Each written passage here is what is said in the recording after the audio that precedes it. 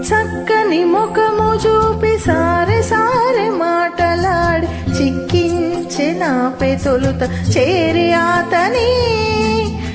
చక్కని ముఖము చూపి సారె సారె మాటలాడి చిక్కించె నాపై తొలుత చేరి ఆతని. మిక్కిలి మేలుది మేలు చవరించగాను పక్కన నా పెను నవ్వే ప్రహ్లాద వరదుడు. మిక్కిలి